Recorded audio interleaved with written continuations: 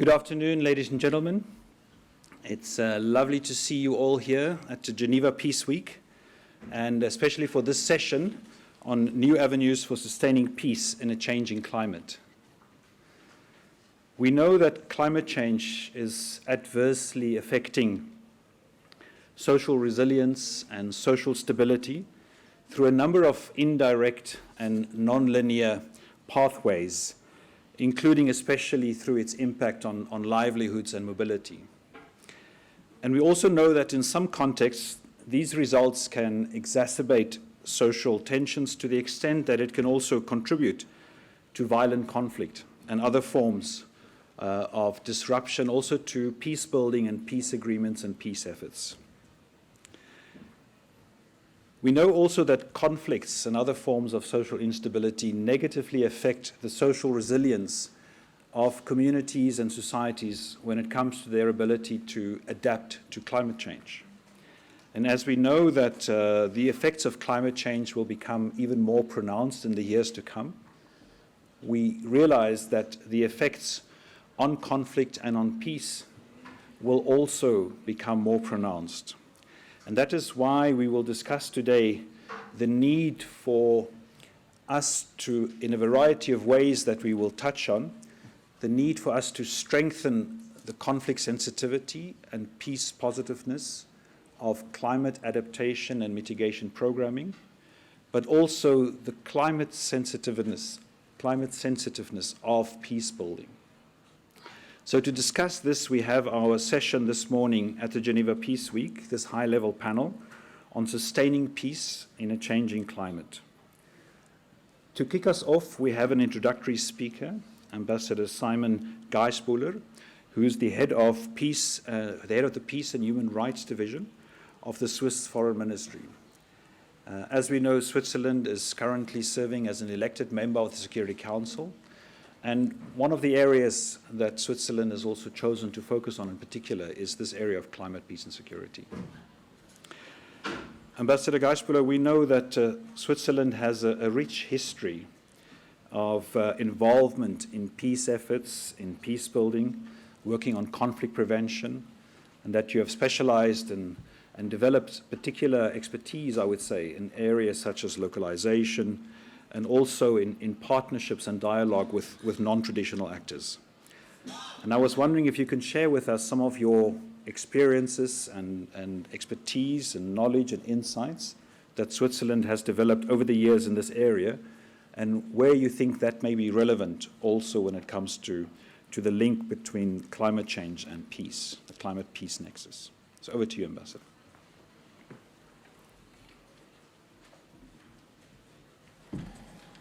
Thank you so much for this introduction, ladies and gentlemen, dear colleagues. It's my pleasure to speak on this panel. Thank you for having me. The Geneva Peace Week continues to be an important gathering, one might say more important than ever, and unfortunately so. The topic of the week is building trust, building peace. Switzerland emphasized the importance of trust for sustaining peace in its first ever open debate in the UN Security Council earlier this year. Many of our societies face deep trust crises. Trust in institutions, but also interpersonal trust is decreasing almost everywhere. We know still relatively little about trust and trust building in international relations. Evidence supporting the idea that trust can be actively built is rather scarce and anecdotal rather than systematic. Furthermore, increased cooperation alone cannot be enough to signify a trusting relationship. I'm sure that the Geneva Peace Week will contribute to our better understanding of the links between trust and peace. In our view, trust is built on norms, inclusion, and facts. Peace cannot be sustained when international law is ignored, when groups are excluded from decisions affecting them and their lives, when disinformation or hate speech dominate the public discourse. And the changing climate that we witnessed globally is a compounding factor in many conflict-stricken regions. Peacebuilding is no panacea to all armed conflicts, and dialogue can only succeed if all the parties are genuinely committed to solving their disputes through peaceful means. Yet, we do have examples, even in recent times, where sustained peacebuilding work strengthened trust and reduced the likelihood of violent conflict. Peacebuilding that is built on norms, inclusion, as well as on facts. Let me give you 3 concrete examples of a Swiss approach to peacebuilding and how it links to the challenge of a changing climate. First, Switzerland is present in South Sudan with peace policy activities since the turn of the millennium, when Swiss diplomacy contributed to end the war in the former southern Sudan. Peace and conflict transformation activities have been complementing a strong Swiss humanitarian program ever since. Today, Switzerland contributes to the prevention of violence and the use of peaceful conflict resolution mechanisms within the framework of the 2018 peace agreement. Switzerland spends 100% of its programmatic funding for South Sudan in-country, thus prioritizing local capacities for peace and inclusion of marginal actors, be it political parties, armed groups, or civil society. One of these actors is the economical umbrella organization of the South Sudan Council of Churches. Through dedicated staff on the ground, so-called human security advisors, we provide mediation support and advisory upon request. The Church Council now knows very well how to deal with conflicting parties. It is fascinating to see the fruits of this work during reconciliation ceremonies between communities or locally led mediation processes. Local actors such as the Council have an important advantage. Because they know the communities, their way of living, and their socioeconomic conditions, they anticipate conflicts much more easily, including those resulting from unexpected or expected climate conditions. While the principle of local ownership and inclusion has always been important in peacebuilding, it becomes indispensable in contexts marked by the unpredictability of a changing climate. We need to invest in targeted fashion in climate-specific expertise with regional and local capacities or infrastructures of peace. The Climate Security Advisor within UNMISS is an example in this regard. This brings me to the second example. To provide climate-related expertise means also to provide scientific knowledge about climate change and its effects, which in turn means to seek new partnerships with organizations and experts not traditionally associated to peacebuilding. Not only in South Sudan, but also in Sudan, Chad, or Niger, Switzerland supports new partnerships and indeed a whole-of-system approach by providing dedicated funds to the UN Peacebuilding Fund. A recent thematic review on climate security and peacebuilding showed that the Peacebuilding Fund is in a good position to use natural resource management to foster dialogue among communities, to mention just one example. At a more systemic level, Switzerland funds the deployment of climate security advisors, for instance, to the African Union. However, more needs to be done, in particular in the area of peacemaking, for example, to anticipate the impacts of climate change on peace deals. As we can see in the implementation of peace agreements such as the one in South Sudan, climate-specific expertise can be relevant during negotiations to identify adaptation mechanisms in the implementation phase.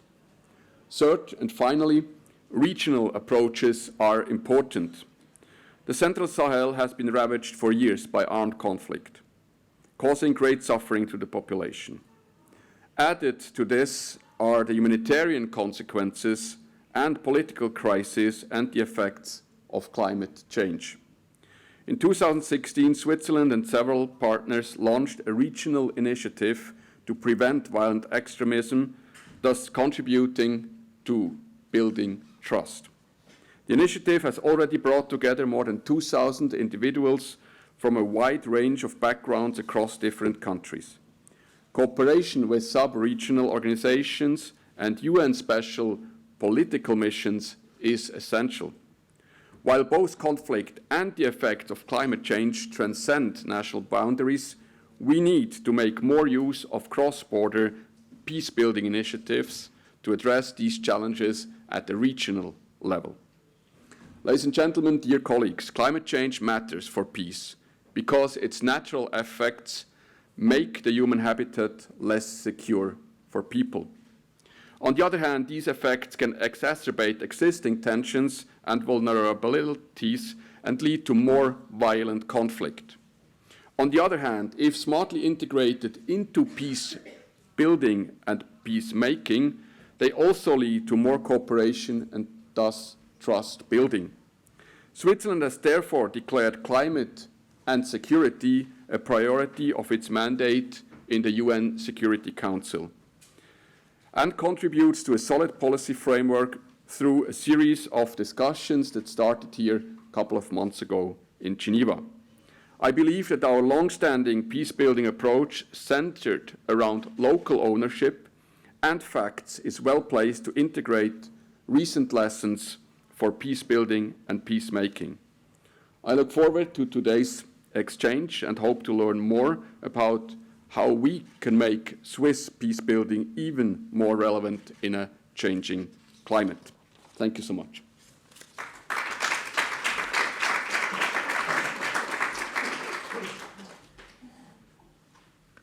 Thank you very much, Ambassador Gausbuller. I think your examples of the work that the Switzerland has done for a long time in South Sudan with local peace builders and your focus on science, on data, on evidence-based analysis and information, and on regional initiatives, I think really help to emphasize the point that this nexus between climate change and peace is perhaps one of the areas where the need for a whole-of-system approach is even more important and more pronounced. I find that we end up in discussions with climate scientists and people working on water security or natural resource management as peace builders much more than we otherwise, in many other contexts, have had the opportunity to do. So really interesting exchanges across disciplines. And as we said before, because these interlinkages are so dynamic, non-linear, indirect, it's not something that can be solved by one particular approach on its own. And this is why this comprehensive type of approach is so important. So very good to hear that this is also, from your experience, confirmed and that this is also where your focus is. To take the conversation further, we have a very, I think, informative and experienced panel with us. We have, I'm going to introduce them and then we will start the panel discussion. So we have on my far left, your right, we have Jana Lesjak, who's the Deputy Permanent Representative of the Permanent Mission of the Republic of Slovenia to the United Nations in Geneva. And Slovenia will also become an elected member of the Security Council in January, so 2024-2025. Next to Ambassador Gausbuller, we have Catherine Loon Grayson from the International Committee of the Red Cross, where she heads the policy team. And next to her, we have our colleague Murithi Mutiga from the Director of Africa for the International Crisis Group. And online, we also have Ilana Manukova, who's the Deputy Secretary General of the World Meteorological Organization. So I'll ask our organizers to put Ilana up on the screen as well, so that she can join us. And maybe, Ilana, if you're there, okay, whilst Ilana, oh, there we are. Ilana, I saw your lips moving, but I couldn't hear you. Are you unmuted? I am. I will be unmuted when my time comes. Okay, excellent. Well, let me start with you. Thank you for joining us. And let me start with you, actually, Ilana. So because I think as the representing the World Meteorological Organization, you represent a lot of information and early warning data that is underpinning the nexus and the work that we are doing on the peacebuilding side and that we are working on the climate adaptation and mitigation side. So can I ask you to maybe introduce our panel discussion by telling us a little bit about what the WMO is doing when it comes to climate data and how that is fed into the rest of the system and perhaps contributes to a whole of United Nations approach to this climate peace nexus. So over to you, Elena. Thank you, moderator, and thank you for having me in this format. Welcome to Geneva Peace Week. I'm right now attending Cairo Water Week, and the discussions here are very much about what you have in the scope of this meeting. So I represent an organization which is 150 years old, and all the job of WMO for this 1.5 century succeeded because the organization is building and working on trustful, equitable, inclusive global partnerships. It's not only international cooperation organization. I think from its onset, the whole international cooperation in meteorology, supporting different sectors, was to create global public good information and to build capacity of all the countries, especially in the global south, so they can receive, use, share, and understand the wealth of knowledge which the whole organization creates. This continues to be an organization which really helps in the peace building and a reduction of lots of crises, but now it becomes even more pronounced with the climate change. I choose only 2 topics to highlight in my short intervention, introductory, about how such cooperation and systems can help in reducing risk of crisis and conflicts, and how it can help the countries to have their own capabilities to manage their situations and risk on water or disasters. Of course, in terms of the global information, WMO monitors all the essential climate variables for decades. It produces reports on the state of climate and progressively more reports on the different components of the climate, recent reports on water. This global information helps everybody understand where we are, where we have been, and where we may have potential stress situations. Moreover, WMO is responsible for the global and regional modeling of climate parameters, and these global models, everyone knows them as CMIP, a suite of models. They go into the projections, which then IPCC, which is also WMO body, which is the part of the WMO in a sense, submits as a policy advice to the Climate Convention. It took 3 or 4 decades for the Climate Convention to come up with Paris Agreement. It was not a fast process, but starting with Paris Agreement, the understanding of all countries of where we are and what we need to change is now completely uncontroversial. So this is already one important step to create global knowledge and to share it with everyone and to help everyone understand what it means for me. Second role of WMO is, of course, operational forecast, not just the weather for tomorrow, it's also forecasting of the seasonal forecasts, what will be precipitation, what will be humidity, what will be sea levels, different parameters, which still majority of the countries, especially in the south, do not have good capability and capacity to understand and process.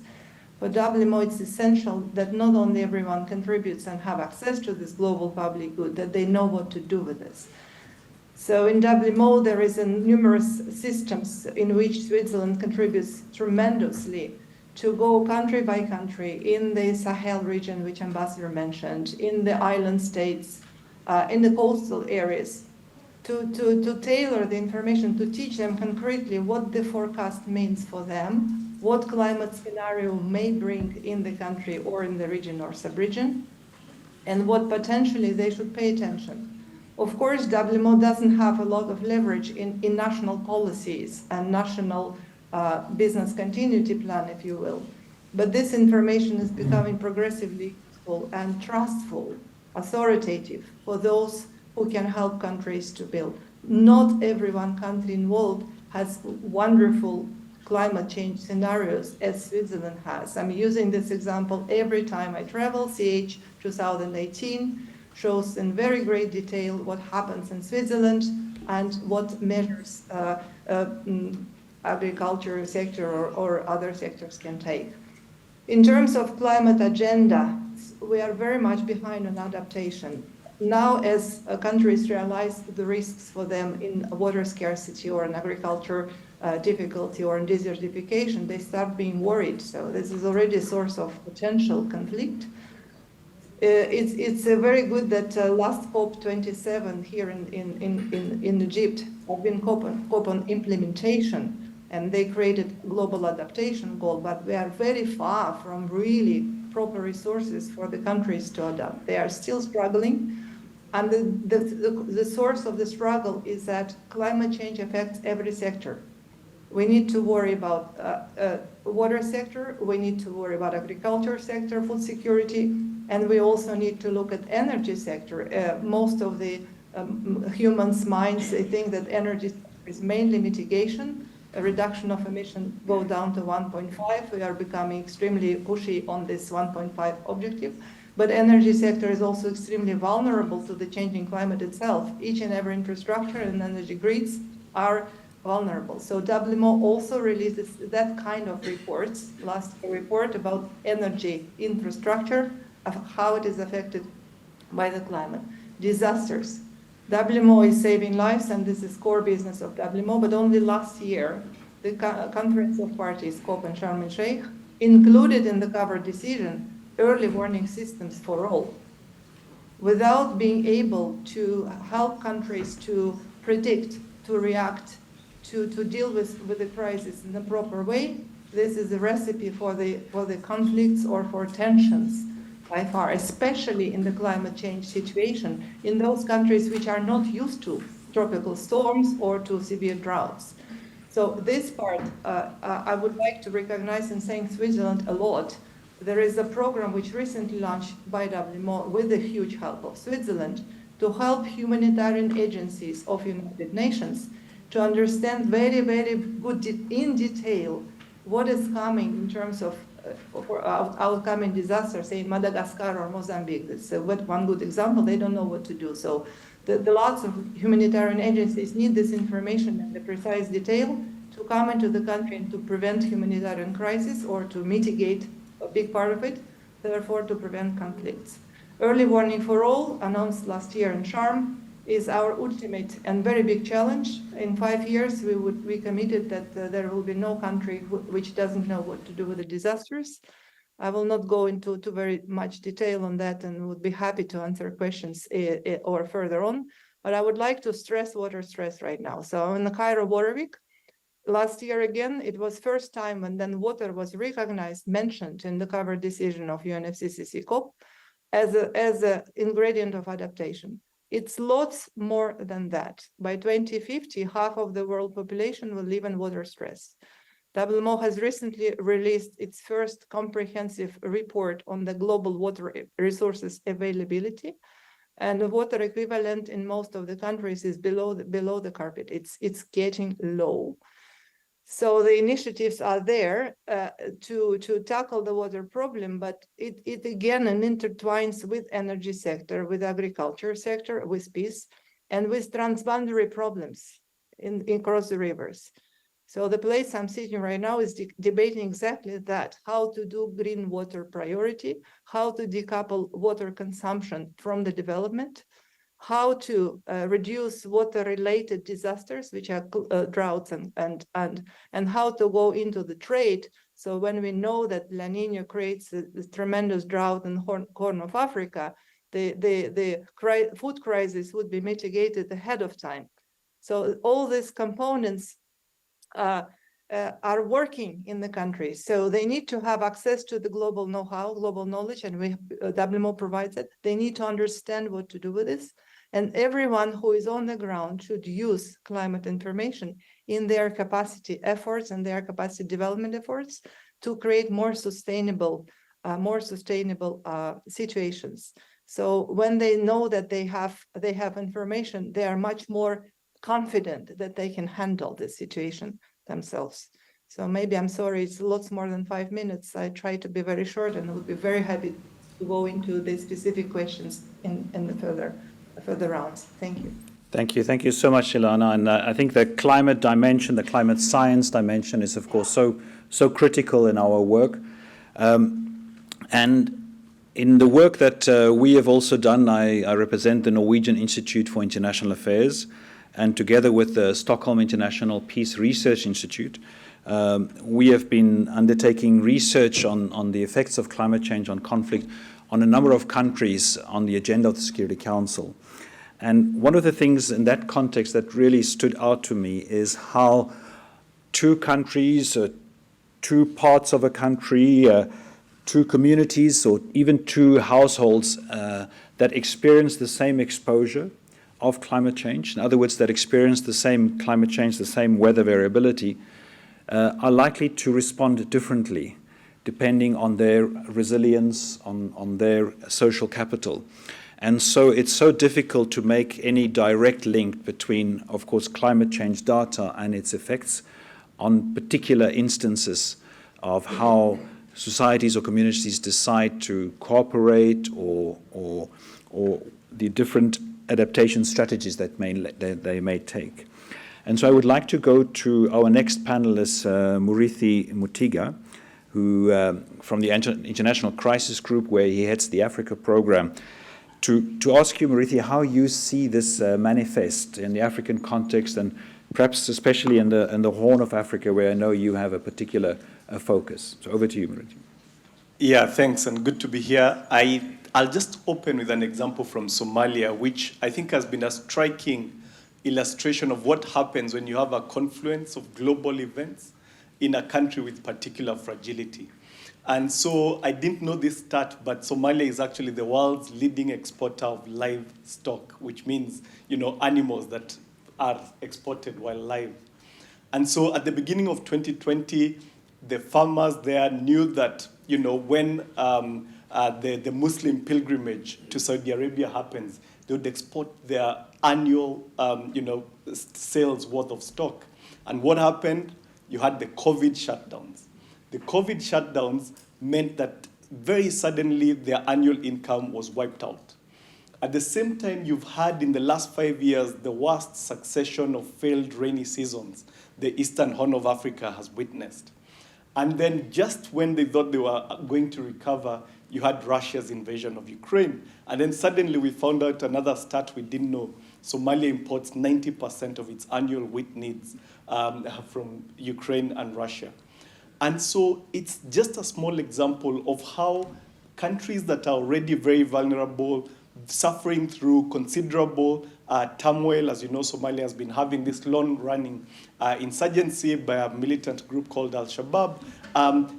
Very unexpected global factors then driving people into extreme fragility.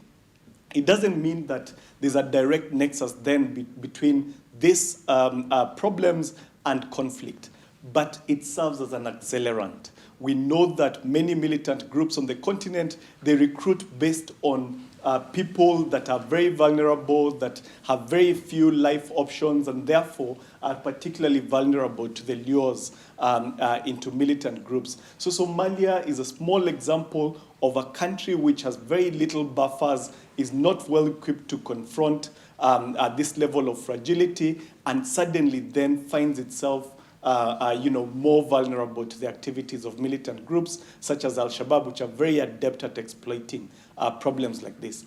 The second issue is displacement. I think we've seen statistics that actually displacement more than climate, more than conflict, will be the biggest driver of displacement in the years ahead. The World Bank says 80 million people in East Africa alone will find themselves moving from where they live to places where they can find a better livelihood, simply because the climatic stresses mean that it's unlivable where they currently are. Of course, sometimes when displacement occurs, then you have greater competition for resources. We heard from the ambassador about the question of trust. And so I'll give you an example of South Sudan. They, ironically, while one part of the Horn of Africa has been experiencing terrible drought, they've witnessed the worst flooding in history. And that then led to thousands and thousands of herdsmen, particularly from one large community called the Dinka, moving south into a region called Equatoria. They found people that their primary livelihood comes from farming. And therefore, when you have hundreds of thousands of herdsmen and their livestock moving into an area with more sedentary livelihoods, you have a crisis of trust. Necessarily, they will drive their livestock into people's farms. And therefore, that's why it's really important, the kind of work we've had that the Swiss are doing to try and build trust. I think that will become increasingly important in an environment where displacement is going to be a factor of life, but where global stresses in particular will increasingly be problematic. I think I'll come to the question of policy and what can be done a bit later, but I just thought I'd offer that bigger picture. Thank you so much, Maurice. Very interesting, useful examples. I would like to go to Catherine Lund-Grayson next from the International Committee of the Red Cross, because we spoke a lot now about the climate peace nexus, but there's, of course, a humanitarian dimension. If we say that through climate variability, one of the main pathways is through livelihoods, then certainly the humanitarian response is part of our response and part of our adaptation to climate change. How do you experience in your work the interlinkages between your humanitarian work, climate change, and what you also see happening in the context of conflict? Thank you, and thank you for organizing this conversation.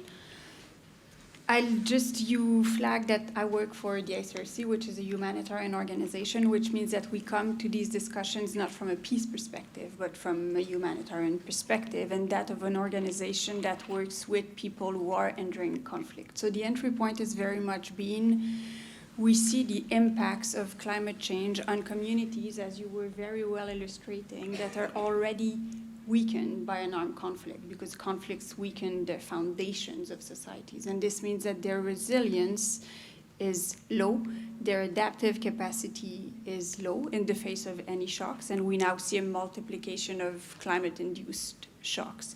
We also see that these are environments that are very much left out of climate efforts because of the characteristics of these environments. They're environments where any investment is less safe than in more stable environments. So we have a situation where we see, and when we look at stats, what we see is that the countries that are the most vulnerable to climate change, that top the vulnerability chart and are the least ready to adapt to climate change, happen to be countries in conflict. And then when we looked at financing figures in terms of climate adaptation funding, as an indicator of the strength of action in these environments, we see that there's a complete mismatch. So basically, if I oversimplify, the more fragile a place is, the least climate finance it will receive. So we end up in a space where communities that are weakened by conflict, made less resilient by conflict, are now further impacted by a changing climate.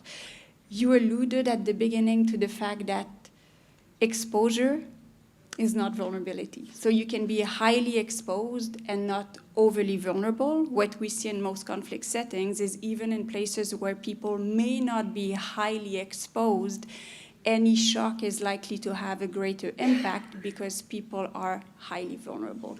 And that distinction is important in the sense that, a country like Japan may be highly exposed, not highly vulnerable, because it is ready to deal with climate impacts, or more ready to deal with climate impacts, I should say. In listening to all of you, there are a few things I wanted to emphasize. You alluded to the nexus between peace and climate change, and there is definitely a nexus there. I think we need a conversation that is able to embrace the reality of a nexus between development, humanitarian action, peace, climate, because all these elements come together in looking at what is an adequate response in these environments that will both build resilience to short-term shocks, and these can be conflict-related shocks or climate-related shocks, but will also take into account longer-term trends in terms of climate impacts on societies and the resilience of societies. In connection to that, and listening to your displacement example, I'm always quite, what's the right word here? I always find it quite striking how in a number of places that are extremely fragile or in conflict, we still very much distinguish displacement induced by disaster from displacement induced by conflict, when in a country with functioning institutions, a drought does not lead to displacement. And there I would say a lot of the displacement that we see in Somalia, for instance, is very related to the weakness of institutions. So of course the trigger for the displacement might be the drought, but we need to think about that displacement as connected to a situation of extreme fragility or conflict. And there I think suddenly the figures are less clear. And when we look, and I'll quote from memory, so I may be wrong in the fine prints, but when we looked at the latest figures from the Internal Displacement Monitoring Center on displacement in 2022, from memory, out of the 10 countries that experienced the highest level of conflict-induced displacement, 9 out of them, and the exception here is Ukraine, 9 out of them also experienced disaster-induced displacement. And there is a strong connection there between the two.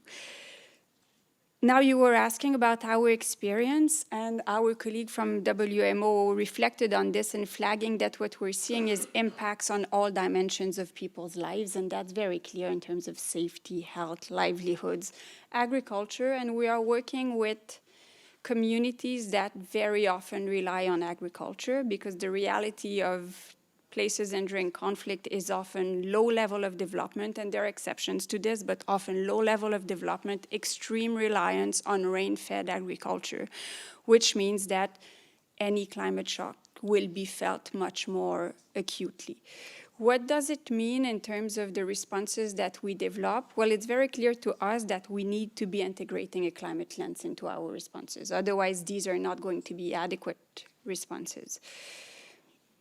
It's not that obvious. How do you integrate a climate lens to a livelihood response in a place where your level of development means that livelihood opportunities are really quite limited? So there we do feel a big tension between the theory of livelihood diversification to make people safer in the face of a changing climate, and a reality that is that in most places we are looking at people relying on rain-fed agriculture, livestock, fishing often in rivers that are now less and less reliable. So there we do see a big tension in how do you provide support that will help building resilience in environments where there's extreme limitations in terms of what can be done.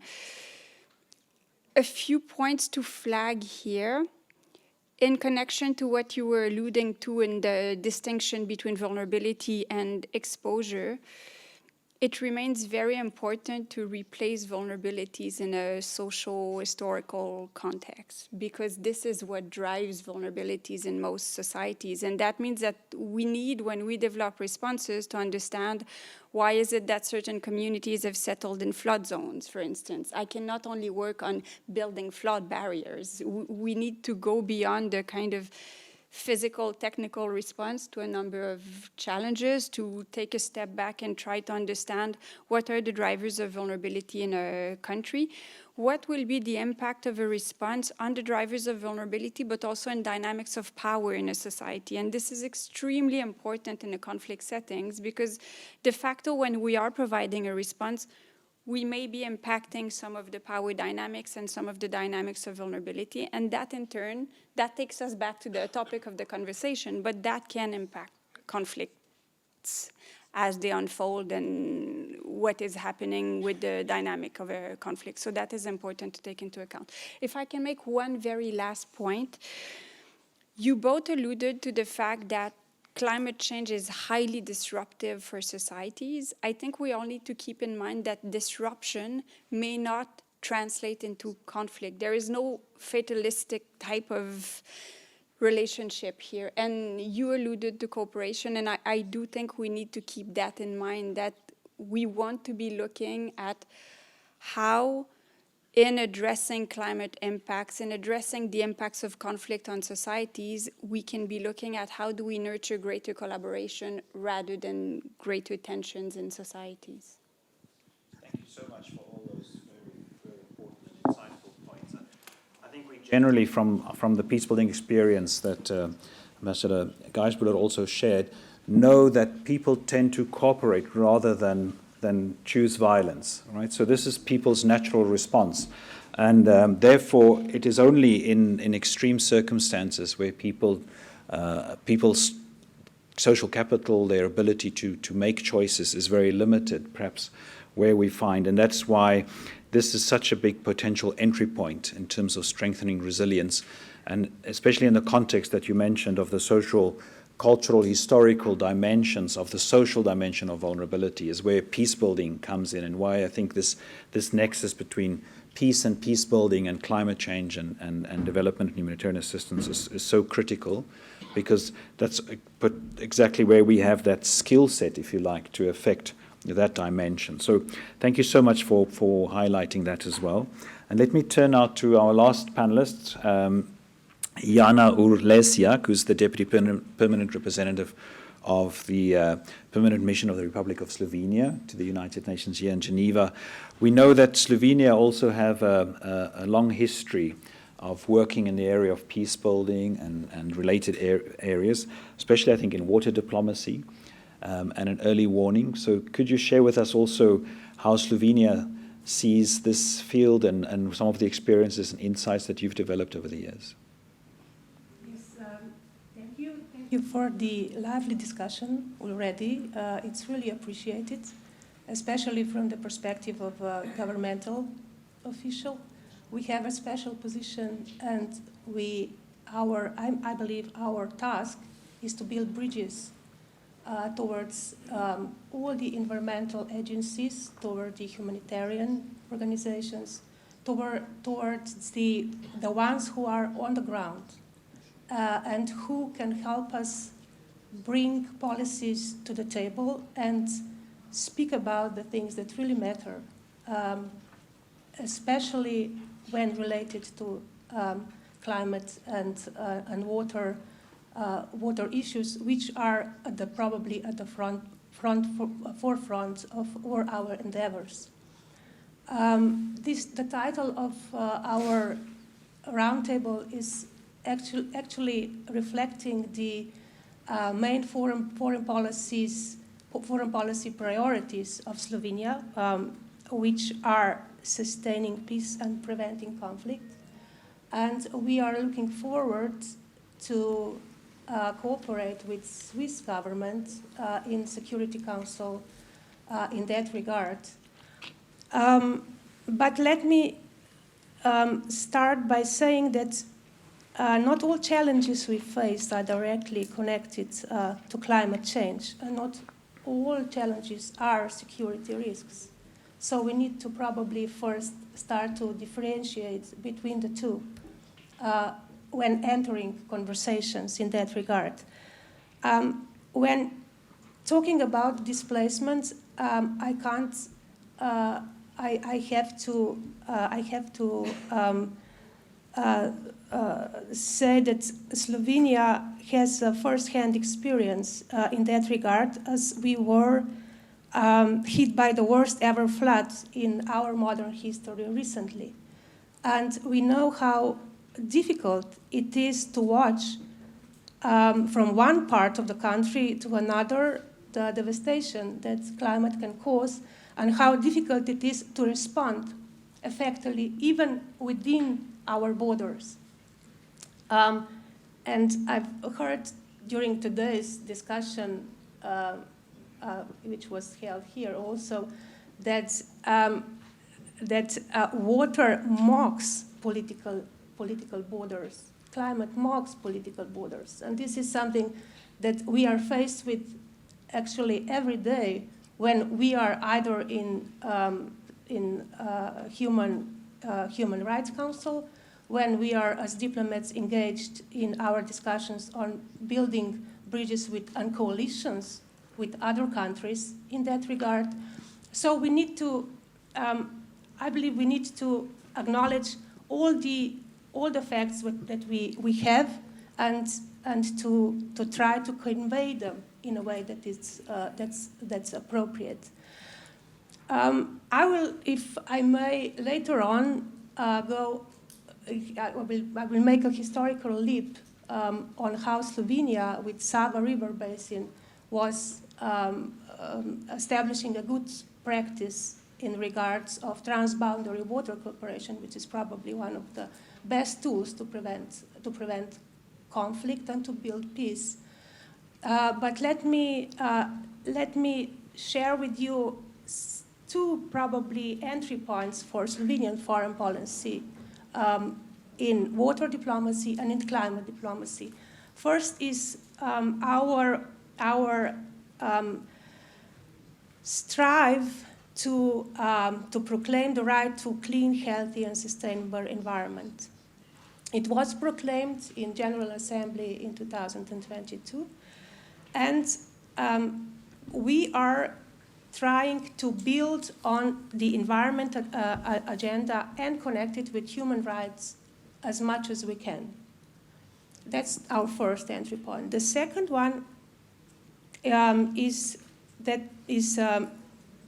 if I may be very in general terms, I would say that my country's foreign policy is based on acknowledging the fact that we can strive for peace only by accepting different views on security issues. And this is something that we rarely discuss. We have so different points of views and entry points as states. And also, my country is always acutely aware that the exclusion of one group from the debate is never sustainable and never wise. That's why we believe that that's especially true for women, and that's why I applaud the gender balanced panel here. So the exclusion is not something that it is something that we should put on the table and address and never to forget. That's for now, and later on our good practices, if I may. Thank you so much. And it was so interesting to listen to all of you, because in a sense it's a reflection of the fact that this debate, this focus on the interlinkages between climate, peace, development, humanitarian assistance, is something that happens at the highest level of the United Nations in the Security Council debates, but it's also something that is realistic at the lowest levels on the ground, where communities experience and deal with and adapt to the effects of climate change on their livelihoods. And I think from our various discussions, we've touched on across those different scales and also across the different disciplines or entry points that you represent as member states or as international organizations like the WMO or independent organizations like the ICRC and the International Crisis Group. So thank you very much. I wanted to come back to Simon Geisbuller also on the issue of early warning, because I think this is also an area that I know that Switzerland has expertise in, and we've touched on that. We know that it's so important to generate information about climate change, but at the same time to link that to early response is very challenging. So what are some of the factors besides good data that you have identified over the years as needing to be acted upon, needing to be taken into consideration when it comes to early responses in the area of peace and how that is perhaps also relevant in the area of climate change? Thank you so much. I think you mentioned here a challenge that is not unique to the question of climate, security, and peace, but it's a general challenge we face very often in policy making. How can you translate early warning, maybe even late warning, into concrete action? How do you translate it into concrete action? But I think in this specific case, it's maybe even more urgent and more relevant. How do we translate, as I said, the early warning into action? I have maybe 4 ideas or 4 elements I would like to highlight. First of all, you need resources. It's clearly necessary that you have resources on the ground, locally, regionally, nationally, to take early action. Then you need political will to do so. How can you create a political will? I think there is a third element I wanted to highlight. That's the best practices, the very concrete example. We heard one about Somalia. If I have to convince my minister, for example, to take action on something, I have to come up with something that worked. What are the narratives, the best practices, the concrete examples we have that early action works, early action based on early or again on late warning. And then there is a fourth element, and that's the question of governance. Some of you have touched upon this already. At the national level, you need governance structures in place to be able to absorb data and to take appropriate decision and appropriate action. And for this, again, we need a national ownership to implement these preventive measures. Switzerland has therefore supported and continues to support the strategic foresight of the UN, for instance, through the Geneva Center for Security Policy, GCSP here. And we very much welcome the UN Secretary General's proposal for more effective prevention in the new Agenda for Peace, in particular to the call to universalize prevention and national prevention plans. Thank you. Thank you very much. I would like to turn to all of you, because I know there's as much expertise sitting in front of us as sitting on the podium here. And I was wondering if there is somebody who can take a microphone around, or if I can ask for a volunteer. Do we have someone there? Okay, excellent. So if there's any of you who would like to come in and ask a question, please prepare. I see Adam Day over here that we can perhaps ask Adam to start the conversation off. Adam is with the United Nations University Center for Policy Research here in Geneva. Adam, saved you the time to introduce yourself. That was great. No, I was struck by your last 4 points, Simon, and I wondered if any of you had recommendations or proposals for what might need to change at that higher level to generate some of those changes. So there's a lot of discussion about trying to make the Security Council more open to some of these issues, the Peacebuilding Commission, GA. Are there any big picture thoughts as we think about the Summit of the Future that you think need to be inserted into that kind of global governance question? Because I worry that we're stuck in a little bit of a circle where we're continuing to foster greater understanding about the causal links, but we don't seem to be making much progress at that global policy level. And I feel like the Security Council is a great example of being kind of stuck in a fairly consistent rut on climate, peace, and security, despite Cedric's best efforts with these great policy briefs they're producing for the Swiss. But any of those big picture policy ideas that you have that might unlock some of these questions would be really helpful. Thanks. Thanks so much. Let's take 3 questions or so before we go back to our panelists. Anyone else? I see they're right in the back, in the middle. The lady with the orange scarf or jacket, lapels. Thank you. My name is Natalia Chan. I work at Safer World, and I also work closely with these conflict sensitivity facilities in various locations, including South Sudan. I'd like to ask about the connection between the policy implications of all of this and accountability as well. I think, we have sometimes you see these nice tidy NAPs and NDCs, but seem to contrast with the reality of fragility and weak governance, which in itself is perhaps perpetuated by the lack of local voices in some of these global level discussions. And there often seems to be a risk that top-down, globally led climate policy and responses can mask the responsibility of governments. So I just wondered if the panel could reflect a bit on the policy implications of that. And sorry, sneaky second question. How can we also work around the risk of this sort of nexus overload? We have the HDP nexus and the climate nexus. There's a lot for people to think about. It's quite striking about how interdisciplinary this panel is, and what are the spaces where you've seen this nexus really work in practice? Thank you. Thank you so much. So with your 2 questions, we've got 3 questions. So I'm going to go to the panel so we don't overburden their capability and to absorb the nexus. And I'll ask you to maybe just answer one. Don't feel the need to answer to all the questions if you would like to answer them. And I'll start with Muriti, because Muriti, maybe you can, from an African perspective, from your work in the crisis group in Africa, tell us a little bit about what kind of coordinating mechanisms do you see working at the continental level or at the regional level or at the national level to deal with some of these nexus issues and some of the issues where policy meets practice? Yeah, so I think those are good questions, and I would just say that one of the positive aspects, if I could call it that, is that this subject is not particularly controversial. And so I think there are particular opportunities for cooperation, just to Adam's point. I have to say, not particularly controversial in Africa.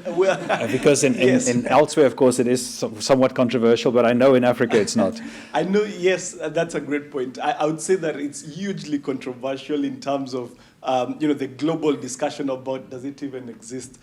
But in terms of the need to respond to it on the continent, there is absolute universal agreement. I think there will be gradations and differences of opinion. And so I'll give you an example. The Horn of Africa regional bloc, it's called IGAD. It was actually founded to deal with this very subject. At that time, they called it desertification. Climate change hadn't really gotten, particularly into vogue. But today, that regional bloc cannot discuss any of the conflicts in the region. There's a lot of polarization, there's a lot of division, but it's possible for the countries within the region to come and sit down on something like this. I think it's an opportunity in terms of moving the dial at places like the Security Council, because it tends to be that while the Security Council, of course, as we know, has never been as divided as it is as today, perhaps in its history, when the African Union comes to the Security Council with a common position, it tends to be that even the countries that would typically veto would probably go along. So I would say from an advocacy standpoint, starting with the African Union, with the regional blocs, trying to fashion some sort of consensus, some sort of common position, and then going to places like the Security Council where they have not completely rejected taking up climate, but are not enthusiastic about this nexus about climate and conflict. So I think starting with the African Union, coming up with a common position, I think that would be useful. And if I could also just be slightly sneaky and take on the point about displacement, I would say I very much agree that it's very linked to the question of fragility. I'll say, for example, that while the whole Eastern Horn of Africa has been confronting a drought, only in Somalia has it tipped into famine by most accounts. And so there's a very, very close connection between the level of governance that you have, and there are positive examples on the continent. Botswana, for example, is a fairly dry country, as you know, but we've never really had them going through a drought. That really emphasizes the point about the quality of governance and the capacity to respond and adapt.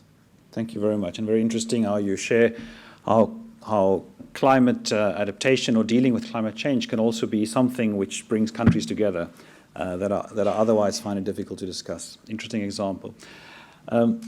Simon, Jan, I don't know if you want to share anything from a kind of a diplomatic or maybe even Security Council perspective? Well, we are not yet at the Security Council, so maybe my Swiss colleague will have more to say on that one. But we surely feel the disconnection between what's happening on the ground and what's happening on the highest political level. Our approach would be to do best practices, to build ownership on the ground, and try to convey that that is possible.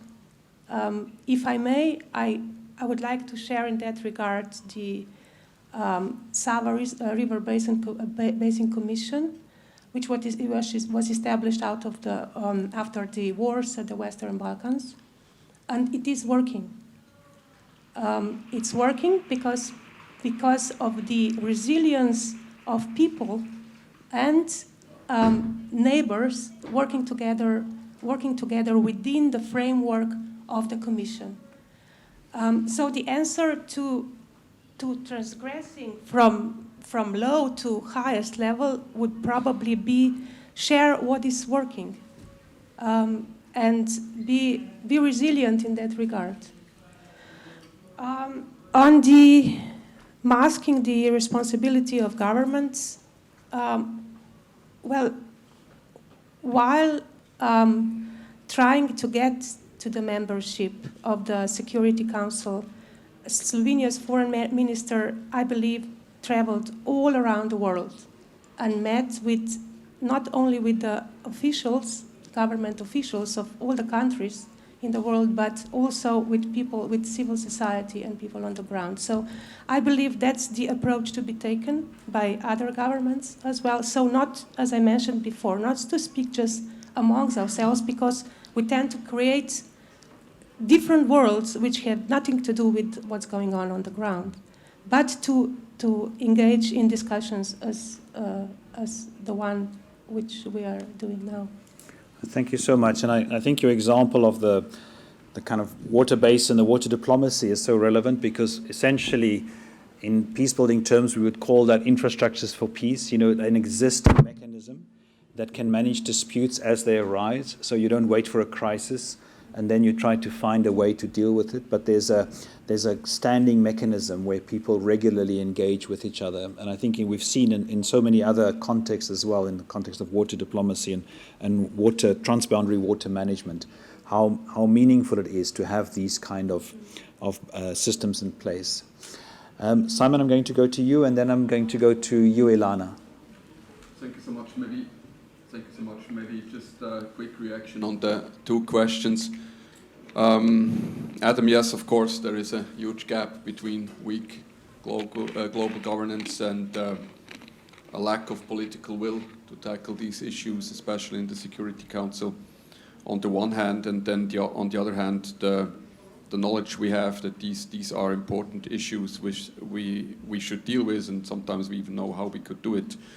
I think there's two ways we can try to anyway move forward in a constructive way. One has been already mentioned. Very often it depends where the questions or the ideas come from. And if they come from African countries in the Security Council, this might be much better than they come from someone else. So we try to work very closely, for example, with Mozambique on a couple of issues, also on these climate-related issues. And I think that's a positive way forward. The second way forward is, in my view, and I mentioned it before, to come up with very concrete, practical examples how it works on the ground. With this, you can depoliticize the debate to a certain degree. It's not about political issues, but very concrete issues. And you can show that adaptation mechanisms, concrete answers on the ground work. And I think that's the way forward. With regard to the nexus, of course, I have a certain sympathy for what you call the nexus overload. At the end of the day, I think it's quite simple. I mean, these nexi, whatever they are, they have to help us to be more efficient and more effective on the ground. If they help us, that's great. If they're just something that we do in our offices here in Geneva and in Bern, and we write nice papers, maybe that's not really what we want to spend our time and resources on.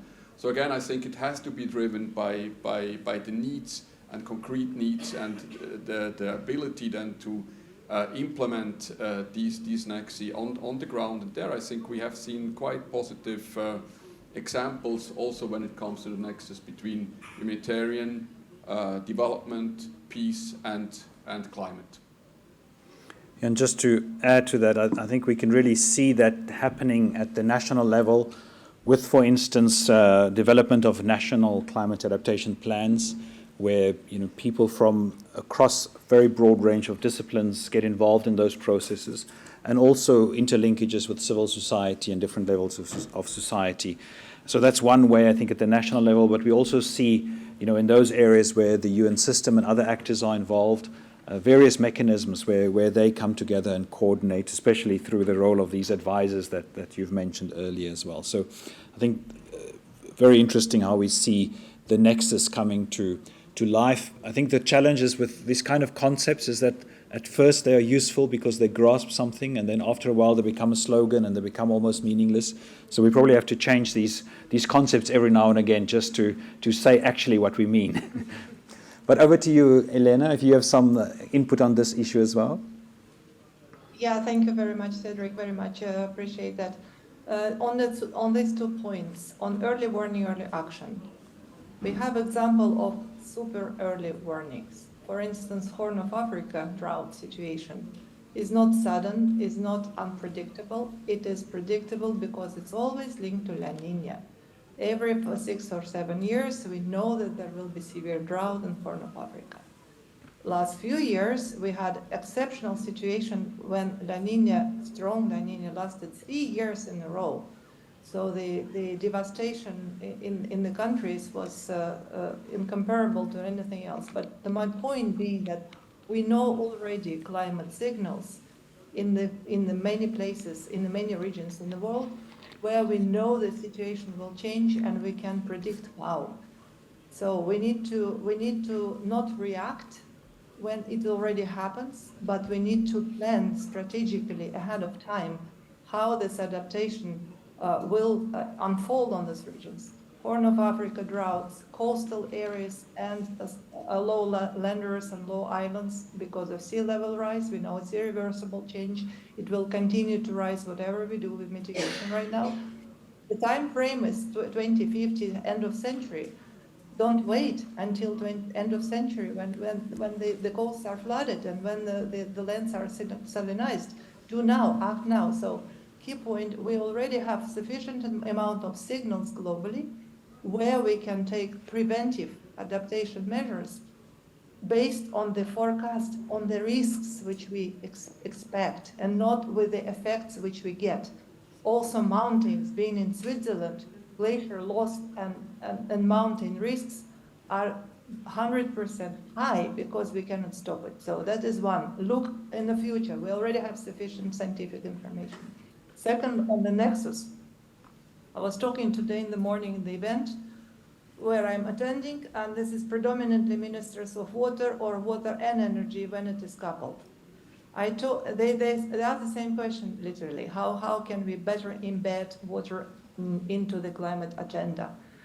I said, COP system was designed for ministries of environment for 30 years of existence of UNFCCC, and I personally attended 16 COPs, and there will be my 17 in a month. I have been there all the time. It were always ministries of environment. Only starting in Glasgow 2 years ago, and more so in Sharm, I started seeing almost all cabinets of ministers coming to COP. We finally understand that climate change problem is not an environmental ministry problem. It's energy problem, it's water problem, it's agriculture problem, it's transport problem, and so on and so forth. Do we have instruments, political instruments in countries to create one integrated way of seeing strategies, seeing in country on what my conditions are changing, what my commodities would be, and how do I want to use water, taken into account growing multiple demands and users and shrinking resources. There needs to be a cabinet of climate educated governing structures And I want again to give example of Switzerland, my country, that Switzerland climate projections, which I mentioned in my intro, was designed by the National Switzerland Climate Center. It's not just Meteo Swiss. It's all relevant administrations come together to look at exactly what Ambassador is saying. Where are our best practices? What we would do with the mountains, what we do with tourism, what we do with agriculture, with architecture. And as a fact, you have very simple, very simple view of what we had, where we are now, where we are going, and what we can do about this. This is not so complex. So WMO, we knew this approach. Of course, we are a world meteorological organization, but we cannot work alone with just weather services. We work with all sectorial ministries. And wherever we can, we go in the country and we create national center or national something which puts everyone together, be it disaster or climate, and then it starts working because they share the common goal. Thank you. Thank you so much. I think the challenge is that in many countries that are highly exposed and vulnerable, we do not have significant enough capacity to make the adjustments that one can see is necessary. But it could be that either there isn't this insufficient governance capacity, or it could be that there are other priorities that are more urgent, that where people need to spend money. And I know, Catherine Loon, you work in those type of communities as a humanitarian agency that forces you very much to work in those areas. And you mentioned also earlier some of these limitations. How do you, in your experience, deal with this situation in those type of countries?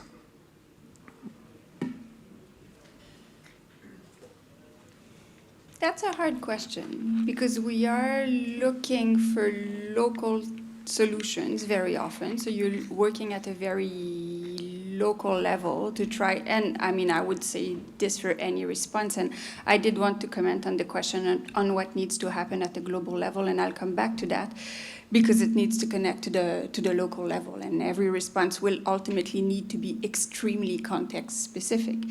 Now, the challenge that we face, and that speaks to that question to some extent, is that in places where we work, we can provide a humanitarian response, but a humanitarian response is not enough for communities to become resilient to growing climate risks in the short and longer term. And what we see is a blatant gap in development action, climate-informed, climate-sensitive development, however we want to call it. But what's happening at that level is we can help communities. We help communities with having a better access to water and striking water-sharing agreements at a very local level so that reduces tensions between communities. And we can help with providing adapted seeds and rethinking irrigation systems and so on and so forth. Where we see a severe limitation is in the longer-term thinking that needs to come into play if we are looking at growing risks in terms of trends. The other important dimension to take into account is in conflict settings, authorities, most international bodies are very focused on either addressing the root causes of the conflict or addressing the consequences of the conflict. And these are absolutely valid concerns. But it often comes at the expense of longer-term thinking of what's happening in terms of climate impacts, how do we need to adapt. And it's hard to embrace everything at the same time, but if we don't embrace the climate dimension in these responses, what we are looking at is communities that are made further vulnerable rather than becoming more resilient. So we need to push that in, but it is a real challenge. Now to the question on what needs to change at a higher level, I wanted to flag two things. I wanted to flag that the Security Council has an important role to play in acknowledging the impacts of climate change on security. However, when we are looking at a response, we're not looking at a security response. We are looking at a response that needs to happen before we are seeing dire impacts, and this connects to the point on a much stronger climate-sensitive development response that is missing. Now, in terms of commitments that we've taken as an international community, Agenda 2030 says leave no one behind. The Paris Agreement says we will work to support the climate adaptation of the most vulnerable. We've made those commitments at a high level.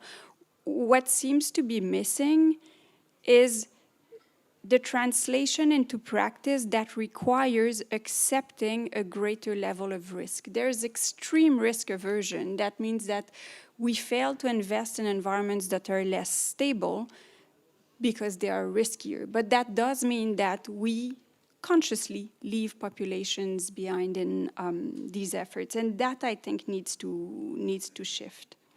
Thank you. Thank you so much.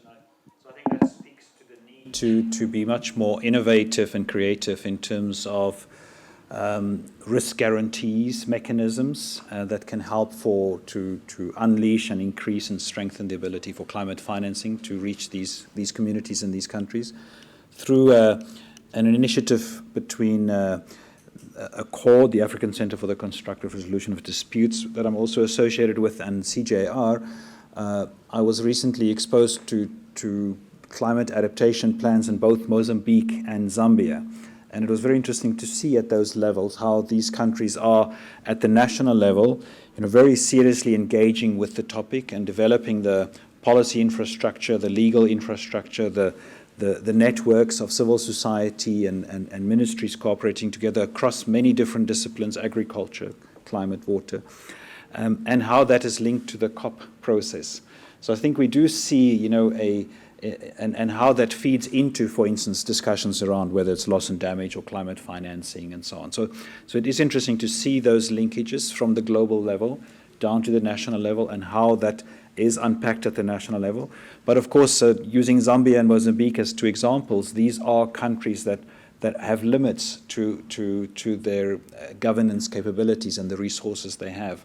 And those won't disappear overnight. So to find a realistic engagement there, I think, is very, very challenging, but very important. We have time for one or two more questions before we wrap up. Anyone else would like to come in? We have one question in front here. Anyone else? And, oh, me. Excellent.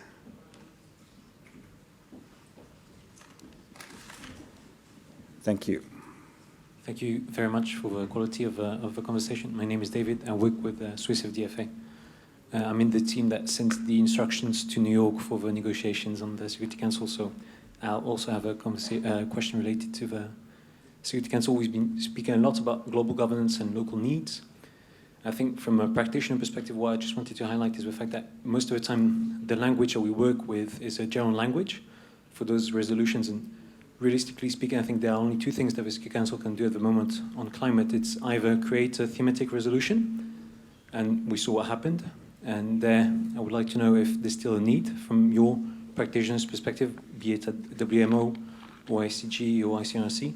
And then the other thing that we can do is change some specific languages in mandates renewals. And there, as Simon underlined it, we need good examples. So then my question would be, have you seen any good example when we changed some language and where this language that was changed reflected in concrete actions on the ground? Because you have your mission that says we changed the language in UNAMI or in UNSMIL yesterday on climate because we were able to reflect what happened in Derna and the mandate in UNSMIL.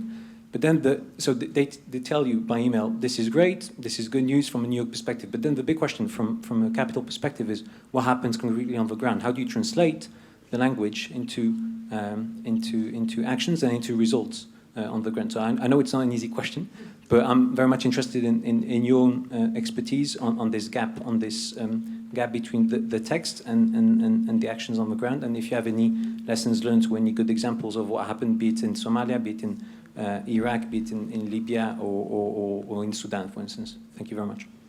Thank you very much. And then the lady in the red there, Mi Rustal. I know who Mi is because I'm on the board of Conducive Spaces for Peace, and Mi is one of the co-directors. So Mi, over to you. Thank you very much. And you spared me for the introduction. Thank you.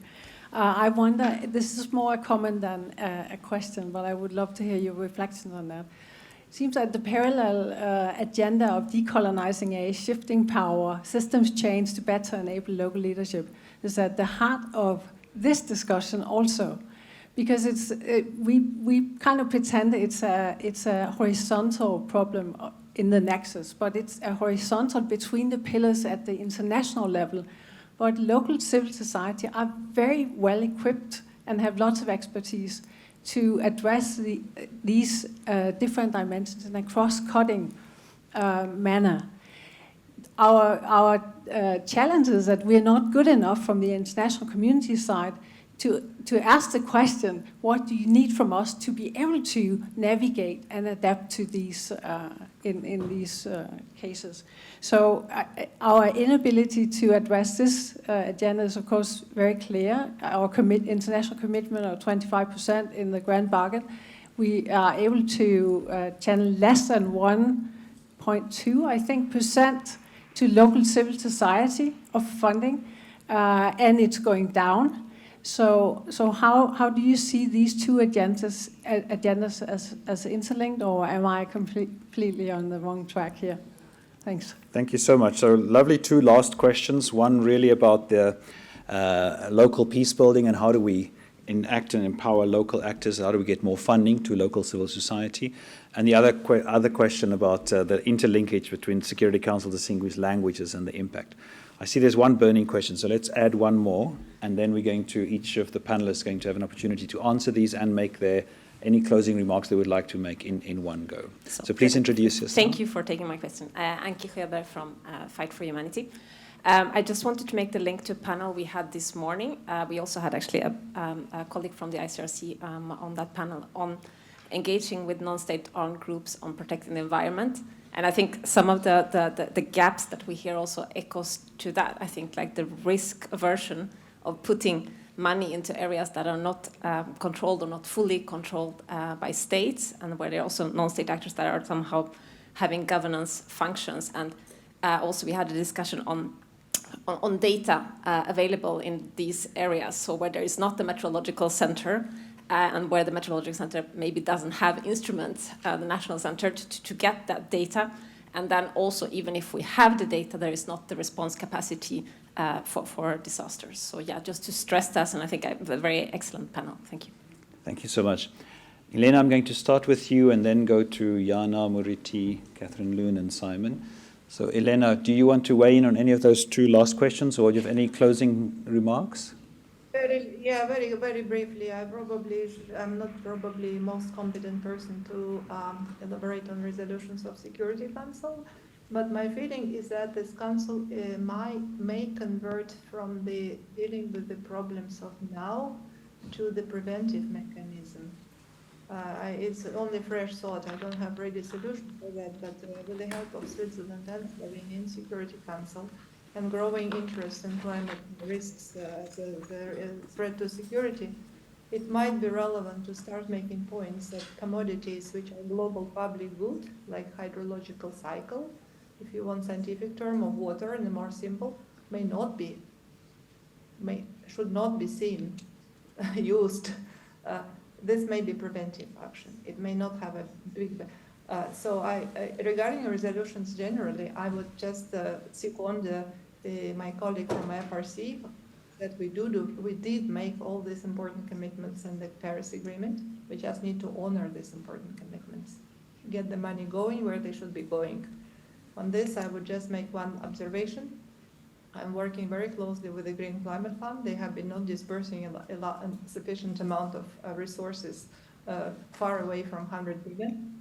The reason to that in the beginning, they didn't know how to validate the projects they receive with the really climate change related adaptation or not. So WMO took us 2 years to develop climate basis for any adaptation project. And now Green Climate Fund starts any project with its basis. Do you have this and this and this and this? And this is all necessary to start discussing, because in many cases they don't know what they are adapting to. This is again a problem related to what I said earlier. It's about focal points. I really have a huge respect to every country authority in every country in the world and any ministry. But when country identifies agriculture ministry as a key focal point for the receiving adaptation funds, then you can imagine what would be the focus. So it needs to go back to integrated. On the Thank what you. To do with the, so sorry.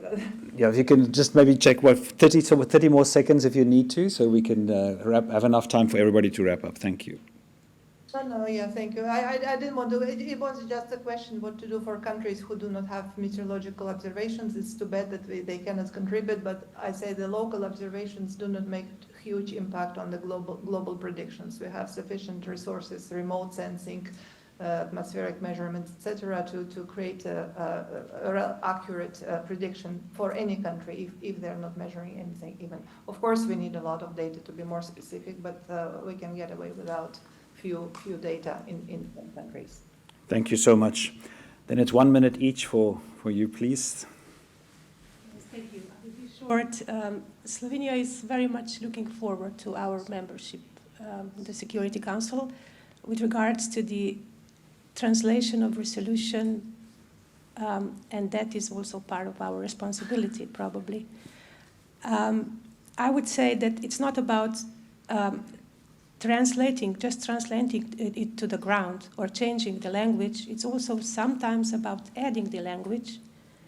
And I'm thinking, with regards to the water resolution or climate resolution, I'm thinking about trying to transgress the differences with focusing on data, with focusing on technologies which will help us all build trust.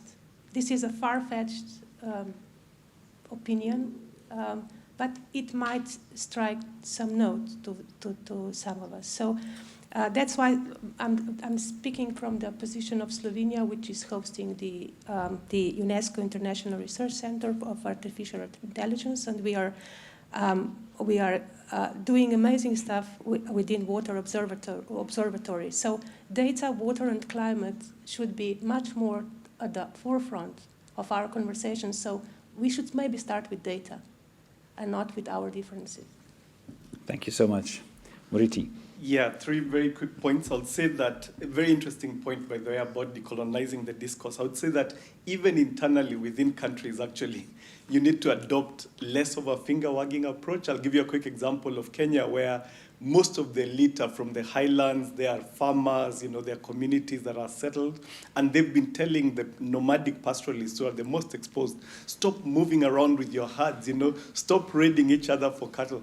But, without appreciating enough the drivers of this, the cultural, the local drivers of that vulnerability. But if you work through local community NGOs, you have much more of a chance to convert them. And then the second point is that the resource question, sometimes it's not a huge investment. For example, transhumance, nomadic pastoralism, cattle raids, and all that, investing in things like water pans, in things like growing silage that can feed cattle during the dry seasons. It's not a huge investment, but it really requires a very high level of political will.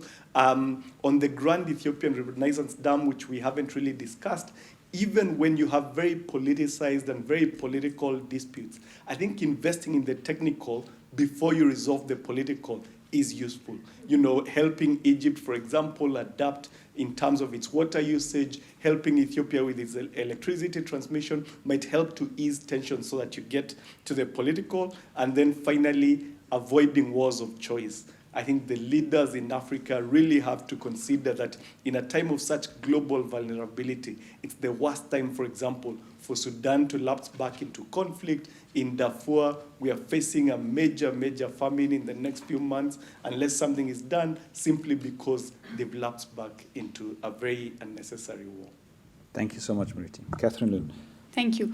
On the Security Council question, I received the wording from the UNMISS resolution this morning from my colleagues in New York, and we actually responded in saying this is excellent language. And you're right that it's only language, but somehow once you start having it in mandates renewal or new mandates, it does force an analysis on these issues. So at least there's an expectation that we try to better understand how these risks converge for people, what are the implications, and so on and so forth. And it's a very careful language, which is in part why we're happy with such a wording. But I do think that's a step in the right direction. So you're right to say that then the response from capital is, so what? But it does force an analysis, and that is important. We've been tracking language and mandates renewal to see how it's evolving. One thing we have seen in recent times is also one single reference to the protection of the environment under IHL, and we would say it's important to bring these things together. The environment is, of course, different from climate change, but you have a very strong connection between environmental degradation, people's resilience, the impacts of climate change on the environment, and so on. So that's probably an important dimension to look into as well. Just to the question of locally led action, I wanted to share an anecdote. We're just about to publish some work based on case studies that were done, that we did in Mozambique, Niger, and Gaza, looking at how do we address climate risks in these settings. And when we did the case study in northern Mozambique, in a focus group discussion, so that connects to the early warning question and to the locally led action question. We asked to a group of 20 women, how were they, Mozambique is a place regularly hit by tropical storms, so you expect that people are made aware of an incoming storm. So we asked, how are you made aware of an incoming storm? Do you receive a warning? The answer was no. So then we said, well, do you have phones to receive a warning? In a group of 20 women, 3 had a phone, and then 1 had a phone that could be charged because you need to pay to charge your phone, but then said, but we can't read. So then we asked the group, so who can read?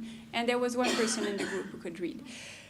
To me, this was super interesting in understanding that the only right answer will be dictated by the community, because they will know what works for them. If I try coming with a phone warning or this and that, they will not know.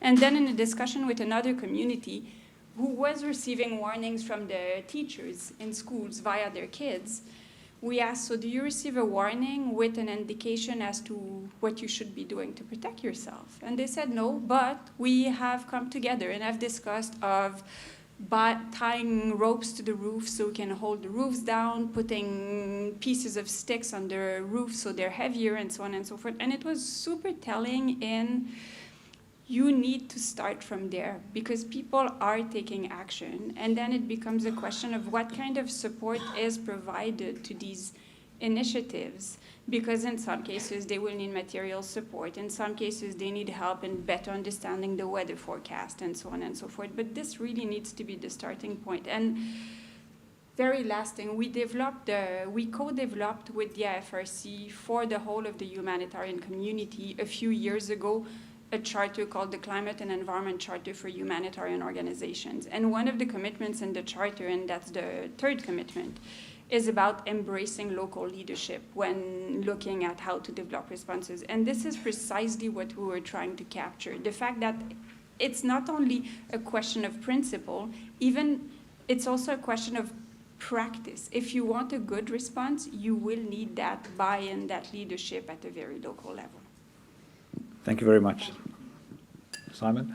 Thank you so much. We ran out of time. And anyway, there was nothing else I wanted to add to the excellent final statements of my co-panelists. Thank you so much to them, and thank you, of course, to you, Cedric, for the great moderation, and also thanks for the participation of the audience. I learned a lot on this panel, and I'm glad I took the trip from Bern, of course, by train. Thank you. Thank you very much. I have one quick language example to give you, because I think it was in 2021 when we were developing a fact sheet on South Sudan. And when we first reached out to the UN mission, they were not really able to engage with us and told us that climate change, climate security is not something they work on. And the language was slightly strengthened that year in the resolution. And a couple of months later, the mission called us back and said that, based on the language, their situation has changed. They've now created a joint task force between the UN country team and the UN mission. And it became a central focus for the mission. It resulted in an advisor being deployed. And so that slight change in the language in 2021 has resulted in the UN mission in South Sudan taking a completely different approach to the situation. So sometimes I think it was interesting for us to see how a slight tweaking of the language can have such a big effect on how a particular set of actors in the UN system react to this issue. Thank you so much, everyone, for your time. Thank you for joining us. And I hope you have a good rest of the Geneva Peace Week. Thank you.